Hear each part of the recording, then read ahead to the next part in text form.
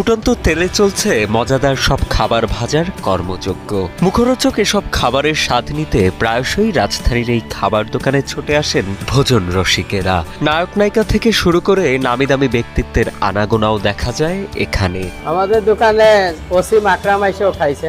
আমাদের আপনার সাকাত হোসেন যে ইলেকশন কমিশনার, উনিও এসে আমাদের দোকানে খাইছে। অনেক বড় বড় চিত্রনায়ক, নাটক যারা করে, বিভিন্ন লোকজন সবাই এসে বেশি খাওয়া দাওয়া করে। দেশের সূচনা লগ্ন থেকে হরেক রকমের কাবাবের স্বাদে ভোজন রসিকদের মনে জায়গা করে নিয়েছে শওকত কাবাব ঘর। ১৯৭২ সাল থেকে মিরপুর ১০ নম্বরের বেনারসি পল্লীর ছোট্ট এই দোকানটিতে কাবাব বিক্রি করে যাচ্ছেন শওকত আলী। ৩০ থেকে ৩৫ জন মানুষ একসঙ্গে বসতে পারেন শওকতের দোকানে।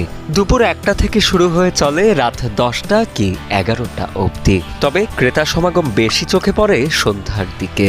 মিরপুরের বিখ্যাত শওকত কাবাব ঘর। যারা মিরপুরে থাকেন, যারা কাবাব প্রেমী, এই শওকত কাবাব ঘরের নাম শোনেননি এরকম মানুষ পাওয়া খুব মুশকিল। শওকতের বাবা, শওকত সাহেবের বাবা আগে প্রতিষ্ঠাতা উনি চালাইতো, মোহাম্মদ রজ্জাক সাহেব। এখন শওকত সাহেব চালায়।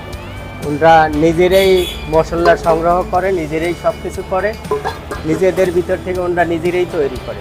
শওকত কাবাব ঘরের ম্যানেজার মোহাম্মদ শাহজাহান জানান, পুরনো এই খাবারের দোকানে পাওয়া যায় গরুর চাপ, খাসির চাপ, গুলি কাবাব, শাহী কাবাব, বটি কাবাব, খিরি কাবাব, জালি কাবাব, টিকিয়া, সানি, কাটলেট, কোপ্তা, কিমা চপ, ডিম চপ, পেঁয়াজু, আলু চপ, লুচি, পরোটা সহ আরও বিভিন্ন আইটেমের খাবার। এখানে পাওয়া যায় গরুর চাপ, খাসির চাপ, মুরগির চাপ, শিক কাবাব, বডি কাবাব, চিকেন বটি, চিকেন চাপ, আপনার গিলা কলিজা, মগজ, টিকিয়া, সানি কাবাব, জালি কাবাব, কাটলেট, রোল, গুলি কাবাব, আলুর চাপ, পেঁয়াজু, ডিম চপ, কিমা চপ, পরোটা।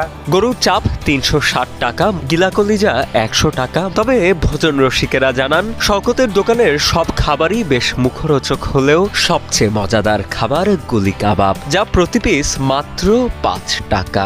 এখানকার খুব জনপ্রিয় হচ্ছে গুলি কাবাব। এখানে আমি অনেক মানুষের সাথে কথা বলেছি যারা এটা খেয়েছে ১ টাকায় ৪ পিস, অর্থাৎ ৪ আনা করে। আজকে সেই গুলি কাবাব হচ্ছে ৫ টাকা।